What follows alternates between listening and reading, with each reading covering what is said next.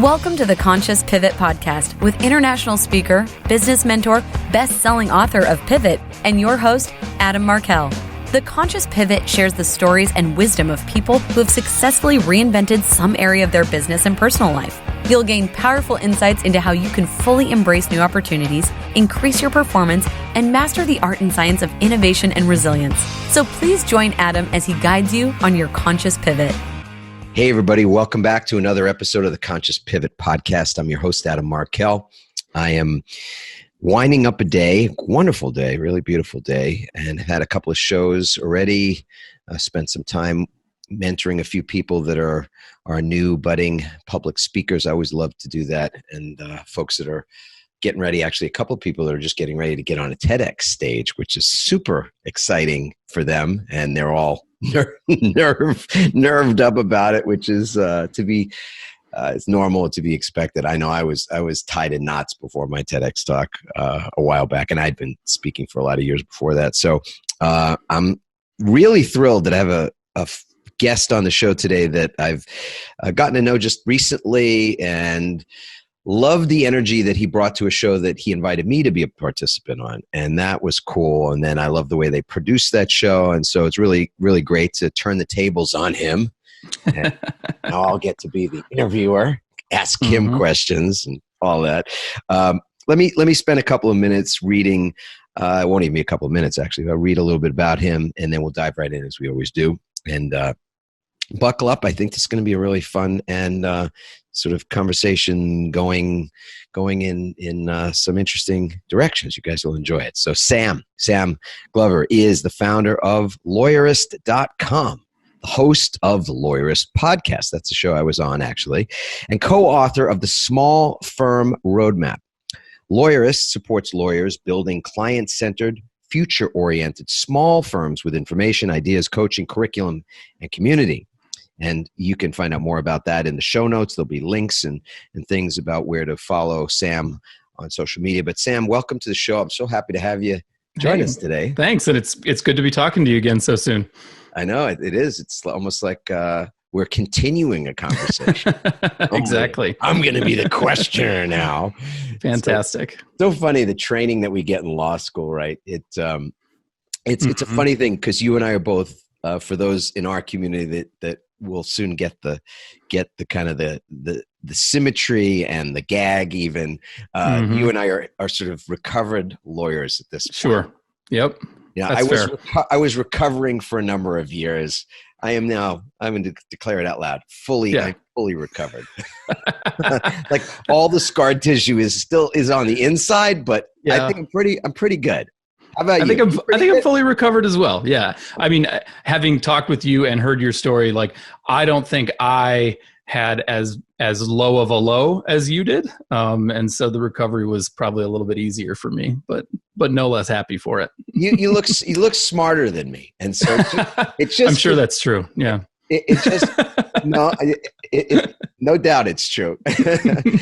But it could just be the fact that, that you came to a similar decision without having to endure as much pain or I don't know. I mean, why don't we dig into that for just a second? Sure. I didn't expect to start there, but it'll be fun today to have a fellow colleague. Like I'm still a lawyer. I'll be a lawyer forever. Yeah. I just don't practice anymore. Yeah. You know, I got enough practice for my for this lifetime, I think. So, what was it that had you? Maybe give us. Why'd you go to law school? Why'd you become a lawyer in the first place? And then, fair, yeah. And then give us a little bridge to why you ultimately pivoted out of that. You know, I thought I was going to be an English teacher. I was an English major, classical studies minor. I love that stuff. And then I took a teaching class and realized I didn't want to teach. And so I sort of in my junior year of college, I was like, oh shit, that was my plan. So I better do something else. So I think I took, what's the test you take for the, if you want to get an MBA? Oh, I can't remember. The GRE? Is that? Yeah, I took that one and I took the LSAT. And I did okay on both, did some research, and I decided that law school sounded harder. And so I was going to do that because I didn't really know what else to do. You wanted to pick the tougher road. Yeah, it sounded like more fun. It sounded like a better challenge, I guess. So I went to law school, and cool. I showed up and without a clear reason for being there, other than that it sounded like it might be a challenge.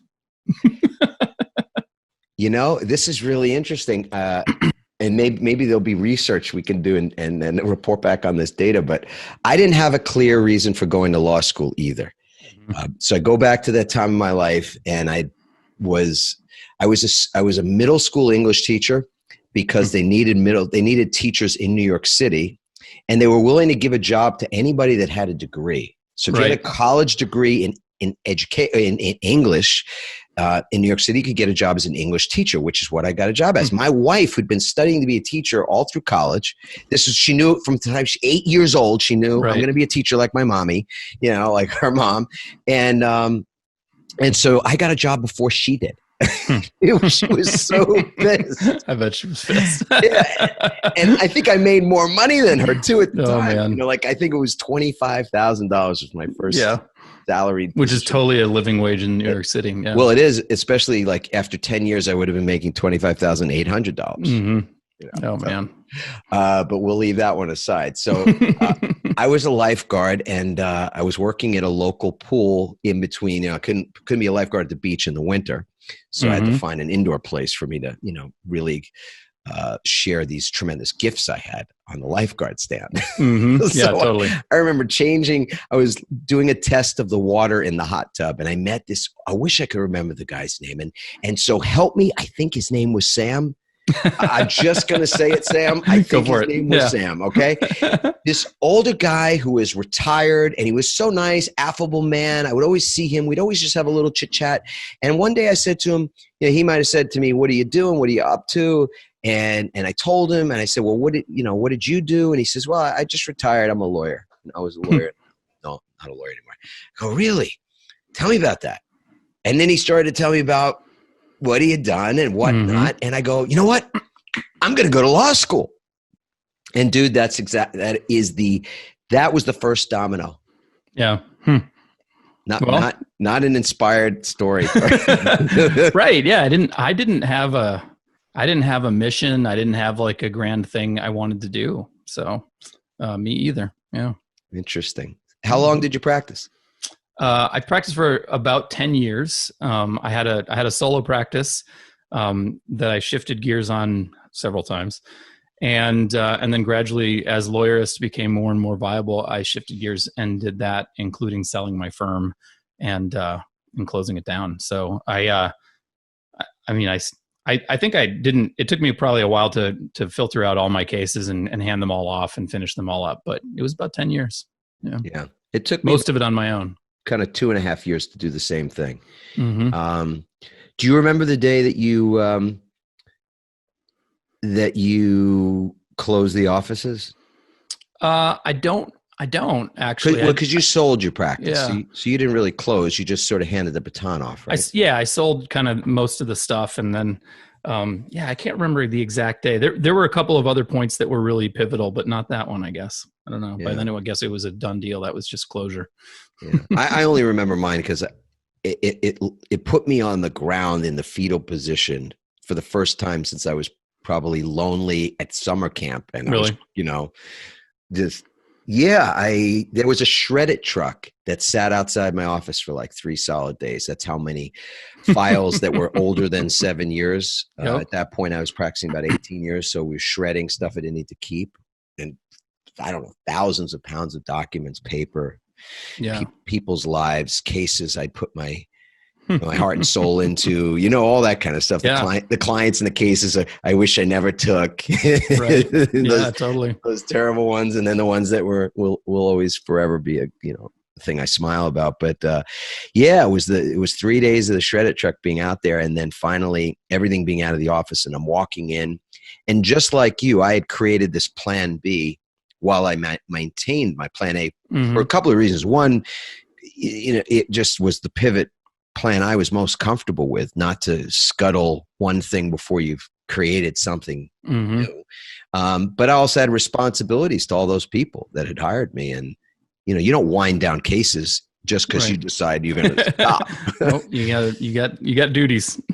Yeah, so many things. So, but that was a bit of a painful moment because, there's this sort of and I don't know what it's called, the sunk cost fallacy or what have you, but I had a lot of my life and days and hours missed, away from the family. Yeah. In all in those it's hard red to just feel like maybe that wasn't worth it. Like now I'm just tossing it all out. Yeah. Yeah. So the Lawyerist, where do you remember where the birth of that inspiration came from? Oh, sure. Yeah. I mean, there's sort of a couple of births to it, in the same way that there were a couple of pivots along the way till I got here. But as I was starting my own practice in November, I'd been working for a firm. It didn't work out. I left, kind of collected unemployment, applied for jobs I knew I didn't want for a while. And I'd kind of told myself, if that doesn't happen, then I'm just going to start my own firm. And so I finally did on November 25th, 2005, I believe is when I filed my paperwork. Pretty confident in that date. Wow. And so I did all the things you do when you're starting a new business. You try and sort out all your technology, your software, you figure out how to do billing and how your phone system is going to work and all that stuff. And I was just getting so frustrated with the options available to lawyers in like law practice software. And I was using one in particular that was just pissing me off, and I needed a place to vent. I've always been a writer, and I've always built websites, no matter where I've been. I built websites when I worked for an outdoor store. I built websites when I worked for another lawyer. And so blogging was just a natural outlet for me.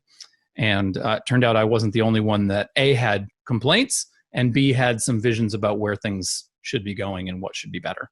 And so I started writing, and it didn't, it picked up traffic, but it was just something I did in my spare time.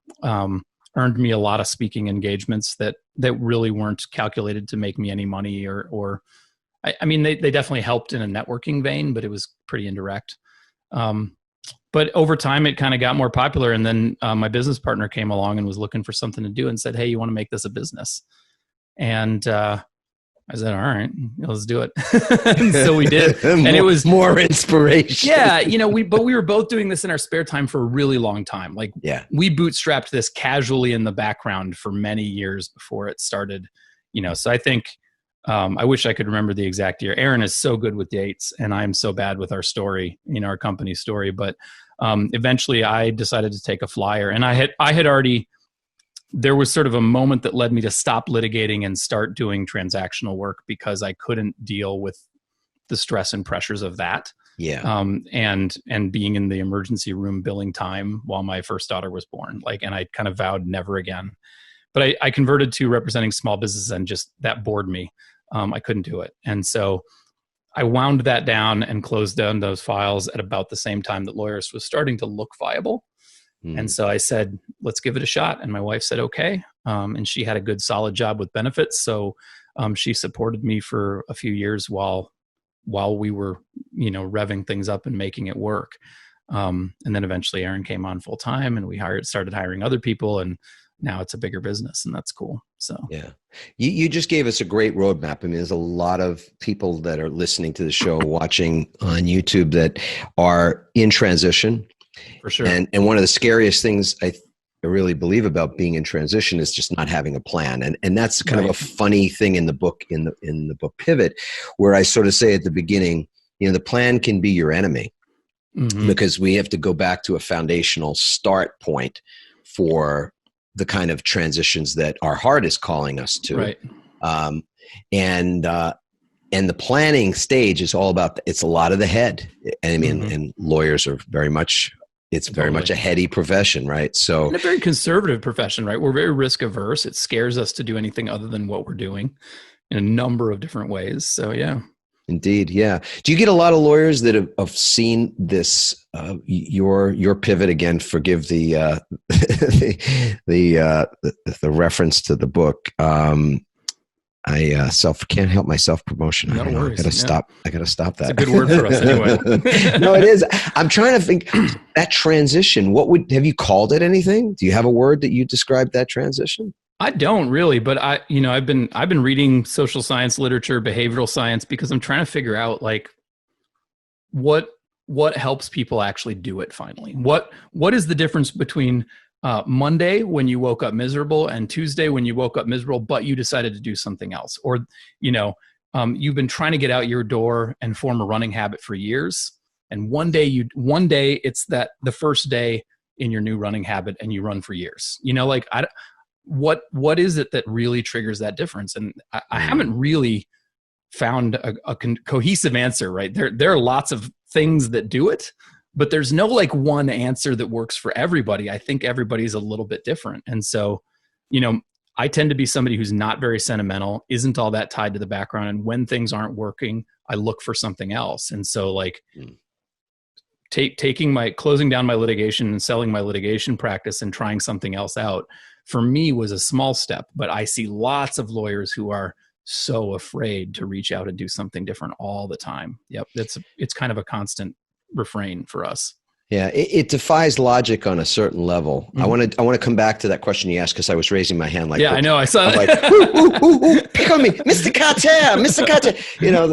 I do have my answer to that, but it defies a bit of logic, and that's what's ironic on some level for the lawyers that are listening to this, because we're trained in logic, we're trained in the premises that lead to a conclusion. Right. That if A plus B, then C, whatever that is. And if you are waking up, fill in the blank. For me, anxious, angry, dreading the day, miserable, like a lot of pretty extreme words that I would wake up feeling that way for many, many days. I would dread Sundays because they were the thing that led into Mondays. I'd start to feel that anxiety sort of the middle of the football game on Sunday. The logic is like that is going to happen again. Exactly. Like if you don't change anything, that is going to be your life. Brother, you got it. Like what do you think is going to be different 10 years from now? Yeah. And I didn't have any answer to that because I don't know that there was an answer to it, other than to change the output, you have to change the input on some level. Right. And so you asked that question, my own experience is that pain is the greater of the two catalysts. Pleasure is certainly a catalyst, and the prospect of waking up passionate about what you're going to do and feeling great is certainly an alluring thing, and it can get the attention. But there's something about pain. There's something about the way us as a species learn. We learn not to touch the hot pot by touching the hot pot.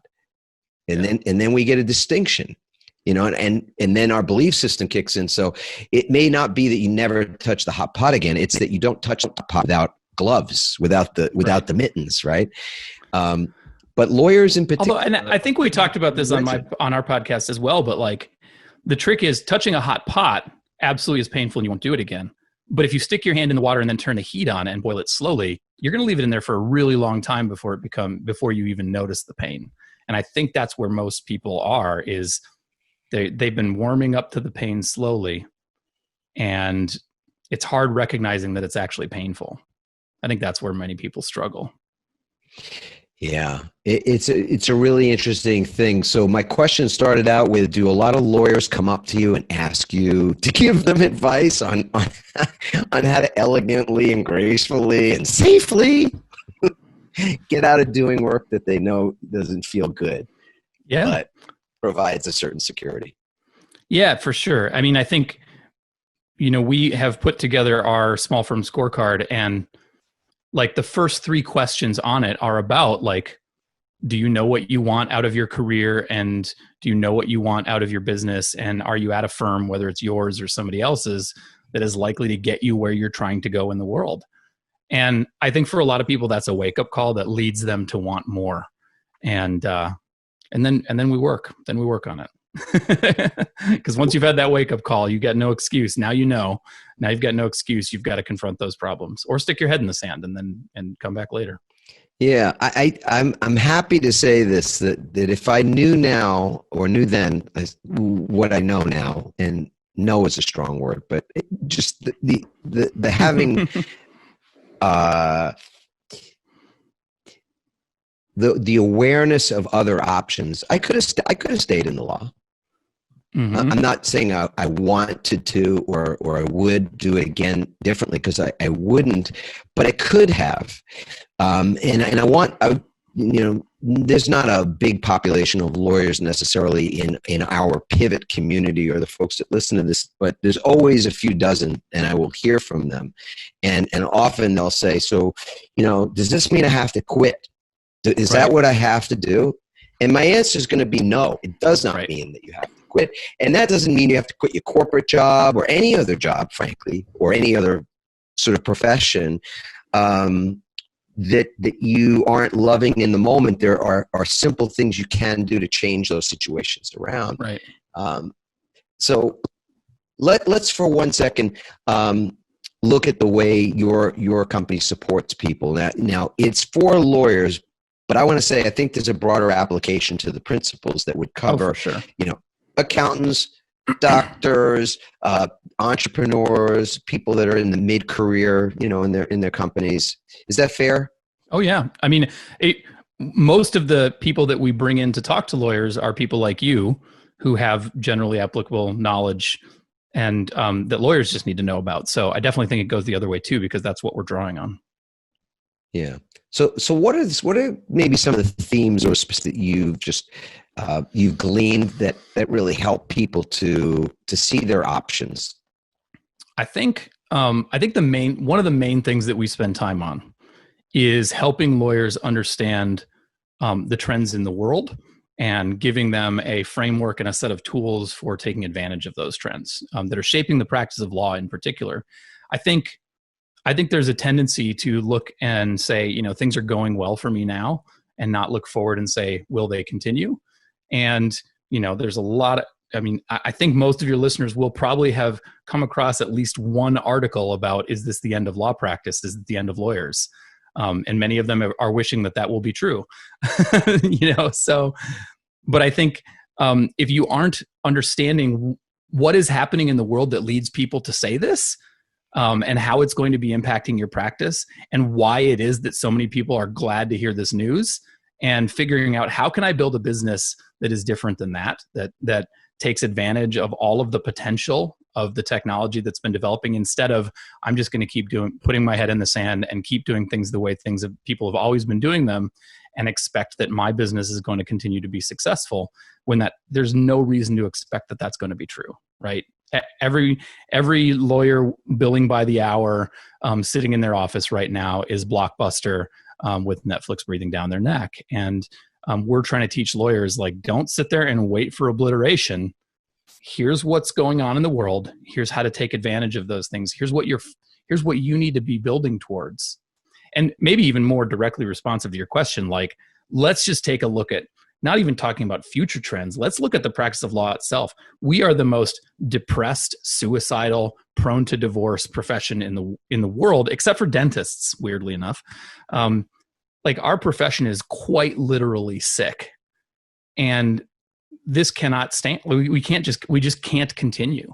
And the way that the ABA and other organizations are going about addressing this are maybe all they can do, but not helping individuals. And so it's time to take a good look at why we're sick and start refusing to accept the things about law practice that make us sick, and start building healthier law practices that are healthier for us and for our clients, and deliver better service across the board, and take advantage of the trends that are shaping the practice of law. And so we're trying to help lawyers get their heads around all that stuff. But one of the biggest things is just put your foot down and just refuse to accept the status quo, because if it sucks, then move on.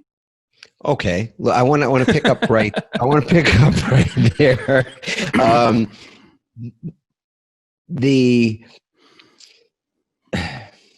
Let's go with the status quo. So what does it look like to break the status quo for a lawyer? Because I want to just play I get to play the angel's advocate now. Yeah. Since we're both lawyers, and I'm going to tell you. So I hear you. That all makes sense. But with every matter that's sitting on my desk that I haven't even gotten to yet, and the ones that are sitting a stone's throw from my desk that I've been ignoring, mm-hmm. and the burning ones that I'm just dealing with right now on the phone, et cetera. Where do I find time, or how do I break the status quo? That's There are lots of lawyers wondering about that. And I think the number one thing is to recognize that you own a business. And every time I go to a conference, there's somebody who says law is not a business, it's a profession, which is complete bullshit. It is all of those. It is It both. started in law school because they teach nothing about the business of law that I can recall. Almost nothing still. But if you think about when you look at ethics complaints, for example, almost all of the ethics complaints many of the most common ethics complaints are things like billing disputes and communication problems and trust account. Yeah, none of those are professional things, right? Lawyering does not involve balancing trust accounts. That's a business skill. Business management, yeah. And communication is a business skill. And making sure that you're sending out good bills is a business skill. Those are all business management. Skills. Yeah, is a business skill. Yeah. And if you believe that you are running a profession, not a business, then you are setting yourself up to be an unethical lawyer. Because you have to run a business too. And so you have to find time to do those things. There's simply no way, because if you're running a business without somebody in charge of the business, you're not actually giving it the attention it needs. So you just I don't know what I haven't looked at the rules on this topic, but I believe it's okay. I mean, it's maybe jurisdiction to jurisdiction. You got to check this out. But to hire a COO, Chief Operations Officer, or Operating Officer, for your law practice is possible. That person does not need, I don't believe, to be a licensed practicing attorney. Fee sharing is a different question, but you can absolutely fee sharing is pay different, right? But you can absolutely pay anyone a salary to run your firm. Totally. Right. Exactly. And operations is an art. It's a science. It's a skill set that I would say most people come out of an MBA program don't know how to be operations people any more than lawyers know how to manage clients. But you learn through experience how to operate, how to be an operator, be operationally skilled. So this is a lot more than a CLE course, and I think that's partly the way these things are handled.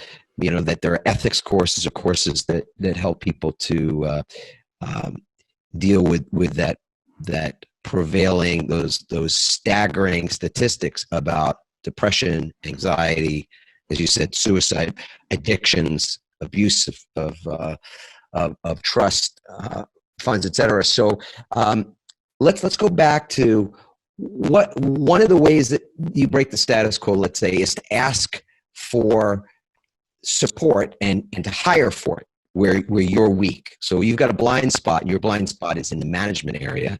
You can hire out for something like that. That's a change, a significant change.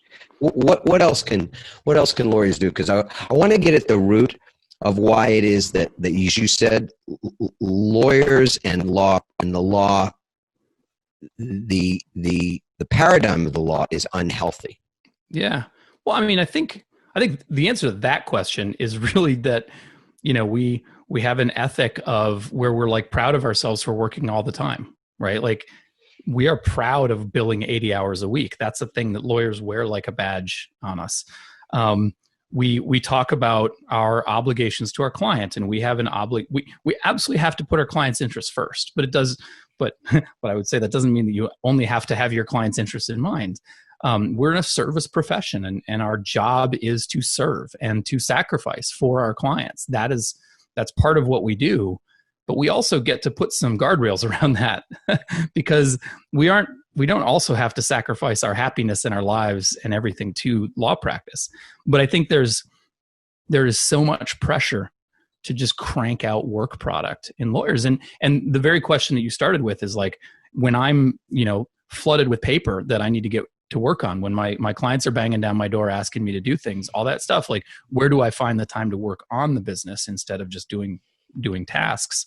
That is kind of the thing. We hear that over and over again from lawyers is like, I don't have any time to do this shit. I got so many cases that I've got to deal with because we just do the work, and we measure our worth by the amount of work and the amount of money we do and we bring in. And when you're doing that, there is no time for self in there. And this is not like woo self. This is just like spend a little bit of time thinking about how you want this business to be and what you want your life to look like. And it doesn't have to be any more simple than, if you're a solo, you may not have taken a vacation since you started your firm. And so maybe all you want your life to look like is, I want to be sitting in a beach sometime in the next 12 months. Yeah, like just setting a simple goal like that. And I don't want to bring my phone. I want to get rid of my email app. I want to drop Slack. I don't want to have anybody bugging me about work for a week. You can do it. We've helped many, many lawyers do that for the very first time. But if you haven't done that, like, there's something broken about your business. Yeah. That is not the point of having one. The model, I think, is a place to look. When I keynoted a conference for ALM in September, the General Counsel Conference for 2019, and we talked about this one particular root cause of what we're talking about here, which is that lawyers are driven by an hourly, meaning that they're compensated often by how much they can charge for their time on an hourly basis. So the compensation structure itself is one that can be re-examined, because compensation drives behavior. You know, we said earlier, what's the greater motivator, pain or pleasure? Well, in this instance, there's the pain of, you know, the calls that you get from your client, or potentially even a violation of some ethical standard, and the repercussions that come from that kind of thing. That's sort of that axe that hangs over the profession. But there's the daily requirement that you bill enough to pay the bills, right? That you bill enough because if you're in a firm, it's what's required of you in order to meet your standards, get your bonus, and that kind of thing. And so the comp structure itself. So, and I think that's one of those areas that we could totally just say generally that compensation drives behavior in any organization. What are you compensating for? And so, for example, in the tech space, I find it interesting that some of the most successful companies, they actually create bonuses and will incentivize project managers for scuttling a project, for pulling the plug on a project that isn't working, for example. Right. And because they are innovative firms, and in the past, if somebody was working on a project and it wasn't going well, the fear that they could be fired or the fear that they'd be wrong and what that would do to their career was so great. They just kind of let those projects go on, hoping, praying, and maybe working themselves to death to try to make them work. But ultimately, when they didn't work, it cost time, it cost resources, energy, money, etc., only to come to the same conclusion. So they incentivize through their the compensation structure, which includes money and advancement, as well as other accolades. They incentivize people to just go, this project, it's not going to work this way, and they pull the plug on it. When's the last time a lawyer got awarded for dropping a client? No kidding. Dropping a client, saying, you know what, my mistake, bad call here. You get a lousy case. This is a lousy, it's not a winnable case kind of thing. But I think that's something we've actually done at our conference in the past, is like, we've had a session where it's like, figure out who your worst client is and fire them right now. And fire them right now. That's just, and people feel great. There's a break in the status quo, right? Yep. But performance, like performance-based fee arrangements is an example where that's possible. Again, it more I think incentivizes the focus on an outcome versus on how much time you can bill, et cetera. But at that conference, they didn't bring me in there to speak about that. Right. What we were talking about there was resilience, was knowing that structural changes need to be made in the profession. It seems that's what's required. What do we do today for people that can't necessarily change those structures by themselves? And there's no paradigm shift, happening in the moment. What do we do to just show up and perform better and at a higher level without the cost of our families or the cost of our health, et cetera? So I'll put that question to you. When you're advising folks, and you're bringing people in to talk about this. What are the options for lawyers when it comes to managing a 70, 80-hour billable week? And they're married, they got a couple of kids, and the rest. I think the coronavirus is hanging around. Totally. And what do I do? I think lawyers are outstanding at endurance, right? Just going until you break, which is fine in a marathon and terrible in your life and your career and your business. I think what resilience needs to look like is it's like the sense of optimism that you're changing something, right? That you are doing something that will make it better next time. And so like figuring out and identifying the things that aren't working and then trying some things to figure out how to make them work. Like one of my goals, which I've never quite accomplished, but I've almost got to it. When I was practicing law, as I said, I want to get paid for 40 hours a week and I only want to work 10 a week. And I never quite got there. But I could probably do it if I really wanted to at this point, because I'm not practicing law anymore. But I know lawyers who have the same goal and are doing similar things, or who have similar goals because they're trying to build systems around what they do, not just pick up the next brief and then write it from scratch. So I know a lawyer who spends about 2/3 of every year in Bhutan because that's how he wants to live his life, and he makes a good living on top of it, and his firm keeps going while he's gone. And I know a lot of lawyers who are just refusing to accept that status quo of working 80 hours a week, and instead are figuring out, okay, like if my time is not how I'm going to value my worth, then how do I do things differently? And most of our lawyers are figuring out ways to get away from billable hours, because you can never you can't leverage your time in the way that you can leverage other types of efficiency. But anyway, so I think resilience is just having a plan. We talk a lot about intentionality, and you can get woo with intentionality, but at its core, it's just getting up in the morning and deciding, what am I going to do today? Or when you start a firm, it's what do I want this thing to do for me and what do I want it to look like? It's just taking a moment to decide what you want next. And once you've said that, then you can find paths to it. But if you never stop to question, why am I doing it this way? Or am I okay with this? Am I, when I briefly alluded to this, but when my first daughter was born, I was a full-time litigator working, many weeks, 60 to 80 hours. And I brought my laptop to the delivery room. And my wife's a lawyer too, so she kind of got it, and that was okay.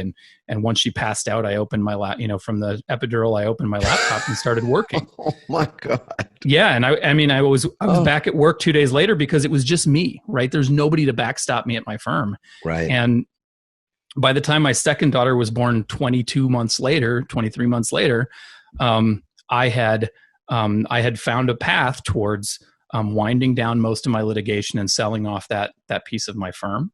I had launched a new practice area that allowed me to work from anywhere and to be less connected to what I was doing, to change the model, because I just wasn't willing to accept that anymore. But I also wasn't willing to just, I'm not going to buy a boat and just live on a boat in the Mediterranean. That doesn't actually bring me any advantages. So I wanted to pivot. I wanted to change what I was doing, not just all of a sudden throw everything out the window and run off to the ends of the world. And I think that's what resilience is like, I refuse to accept this, and I have a plan. Here's what I want next. And then you start putting a plan together for how to get there. And that is on a day-to-day basis, and an hour by, you get an argument and you're like, well, I don't want that to happen again. Here's how I'm going to handle it next. It's that repeated, like, how can I improve this next time? I think that's most of what it is, and believing that it can be better next time. Yeah. Right. And so much of that, this is, we get the pleasure of speaking to lawyer groups on a pretty regular basis, which is wonderful. And we talk a lot about not accepting the status quo. It doesn't mean you have an answer.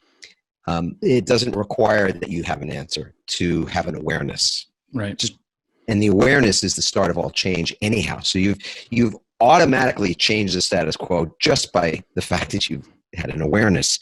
You said something earlier that really hit home for me, and used the word backstopping, because we got 4 kids, and our son was the only baseball player with 3 girls and a boy.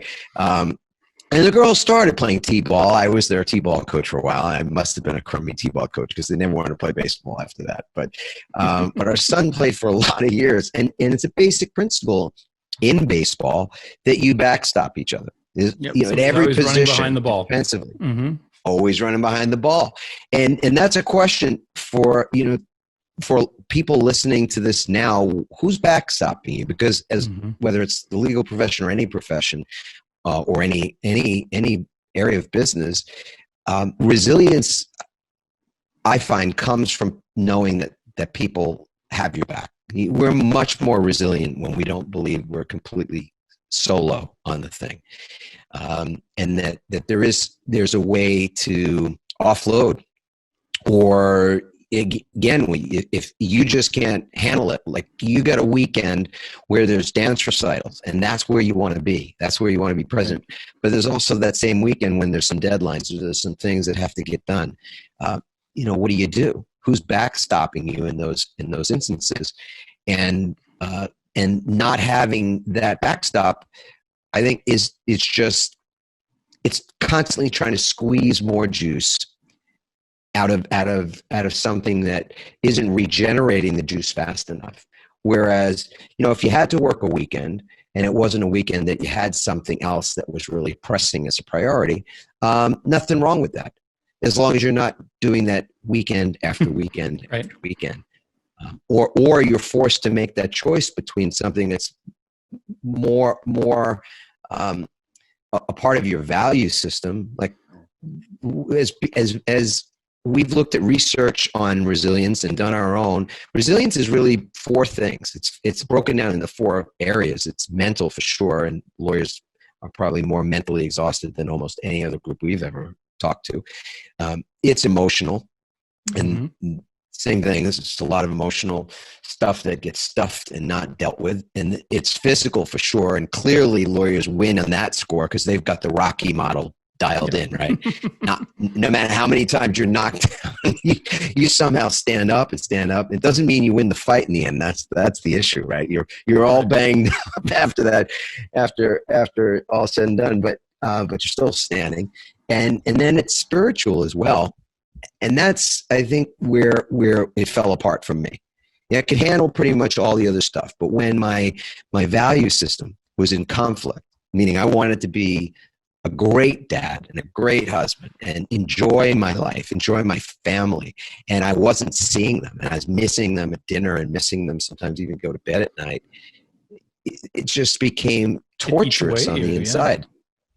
And that was the pain I was talking about earlier. I mean, that was the thing I couldn't personally reconcile. So I think one of those great areas for everybody to think about is, where can you be backstopped?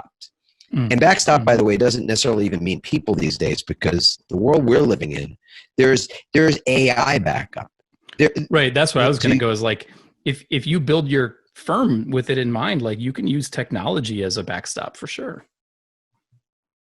And the possibilities for that are pretty much limitless. Yeah. Where could AI come into play? Where could AR come into play? Where could any number of other new technologies be that extra person on the field for you? And that's just a question. Doesn't, to me, I don't believe you ever ask a question without there being an answer. Just don't know when you're going to get the answer. Yeah.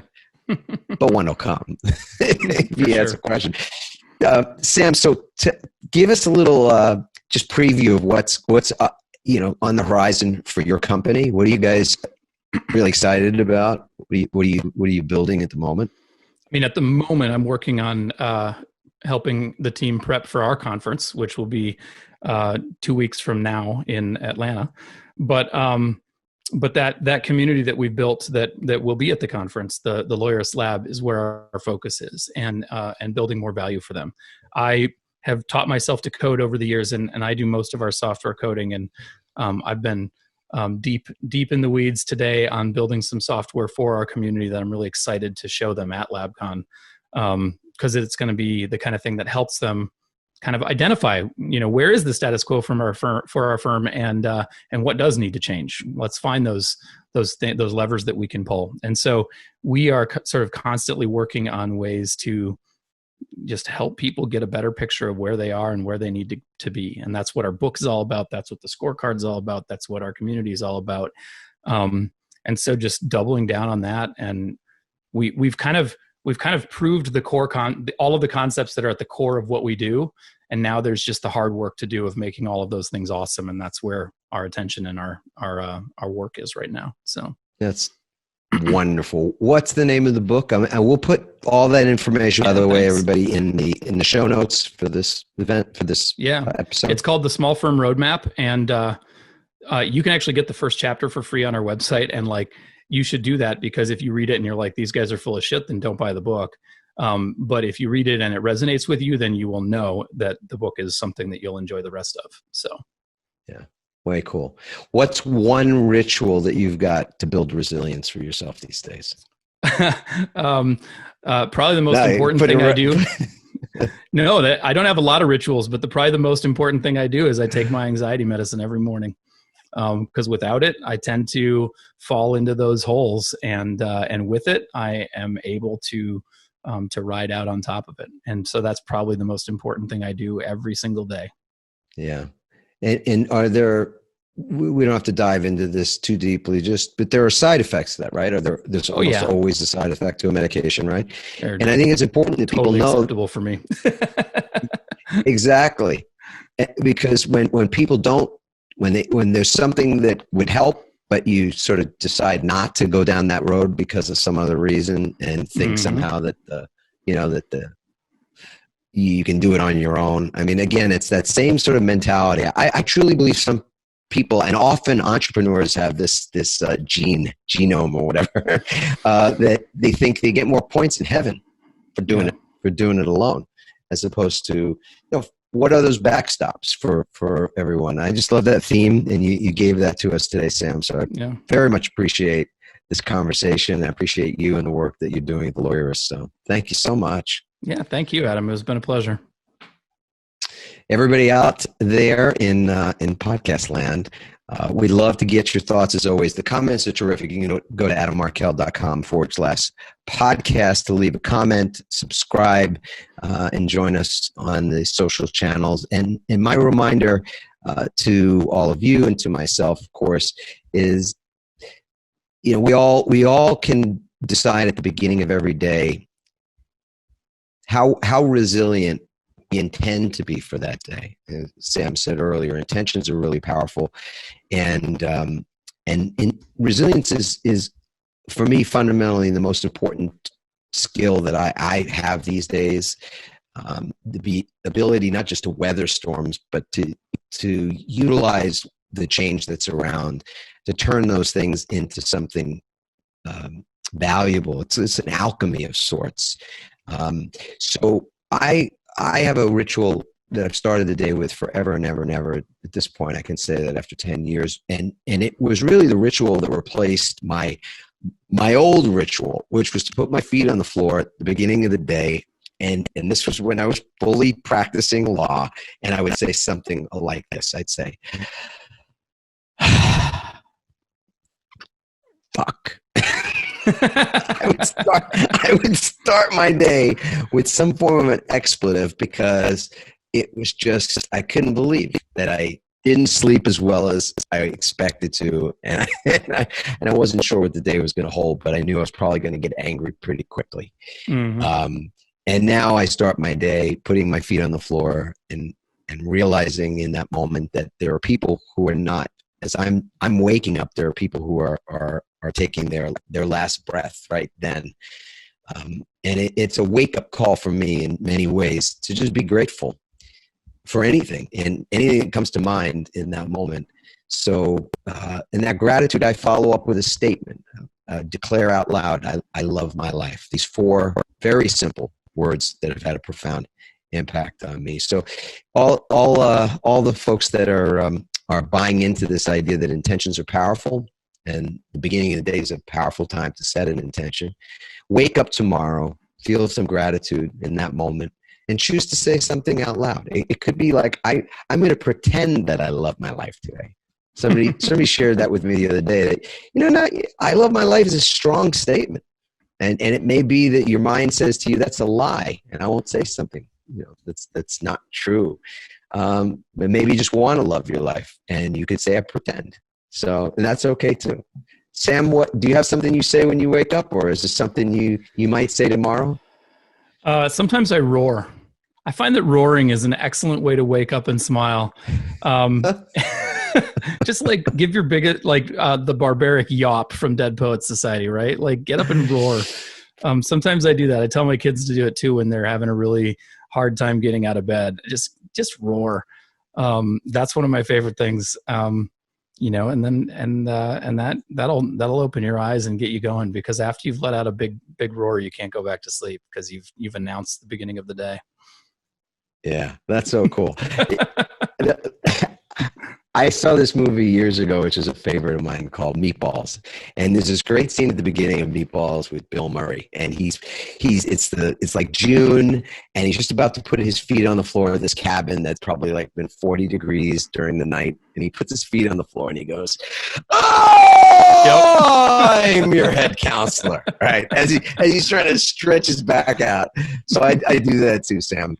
What a blast. Everybody have a great rest of your day, your evening, and check out the show notes all about Sam's company and all the great things he's doing. Ciao for now. Thank you. Bye.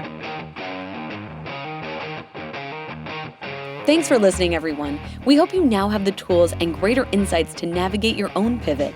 Help us inspire others by sharing this episode and leaving your comments over at adammarkel.com/podcasts. For more tips, strategies, and support as you consciously pivot into a new business and lifestyle you love, join our Pivot community on Facebook at pivotfb.com.